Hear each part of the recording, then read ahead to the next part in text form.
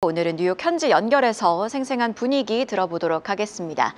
미국 민간 고용 보고서가 이례적인 마이너스를 기록하면서 통화 정책에 대한 시장의 전망이 달라지고 있습니다. 하루 뒤에 나올 고용 보고서로도 시선이 쏠리고 있는 상황. 김종학 특파원 자세한 내용 전해주시죠. 네, 미국의 고용 시장이 겉보기와 달리 부진할 가능성이 있는지 이에 대한 여부에 관심이 모이고 있습니다. ADP 민간 일자리 집계 결과가 오늘 나왔는데 지난달 3만 3천 건 감소하면서 2023년 3월 이후 2년여 만에 처음으로 고용 감소를 기록했습니다.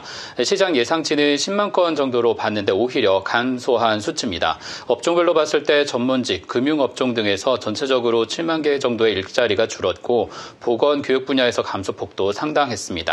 제조업 등의 일자리는 늘었지만 경제 전반에 영향을 주는 서비스업에서 감소가 컸다는 점에 시장이 관심을 두고 있습니다.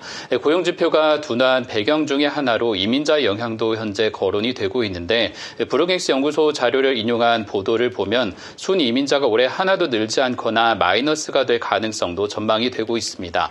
전날 플로리다에서 불법 이민자 단속에 대한 강경 입장을 보였던 트럼프 정부 아래에서 이러한 추세가 이어질 가능성이 높다는 겁니다. ADP 민간 집계가 신뢰도는 높지만 하루 뒤에 나올 정부의 공식 집계가 남아 있습니다. 미국의 노동부 지표는 초기 발표와 이후 수정치 변화가 크기 때문에 시장 예상치와 어느 정도 초기 발표가 들어맞는지가 중요해졌습니다. JP모건의 마이클 페로리 수석 이코노미스트가 현재 전망하고 있는 보고서를 보면 10만 5천 건에서 11만 건 정도의 일자리가 나온다면 시장에서는 안도할 수 있다라는 전망을 두고 있습니다. 시장의 대체적인 월가 컨센서스가 역시 10만 건 정도로 잡히고 있는데 이 경우 증시가 소폭의 상승세 랠리를 이어갈 수 있다는 겁니다. 만약 오늘과 같은 우려에도 불구하고 시장에서와 예상과 다르게 14만 건 이상의 일자리가 나온다면 경기 회복을 기대할 수 있지만 이러할 가능성은 5%로 굉장히 낮은 편입니다.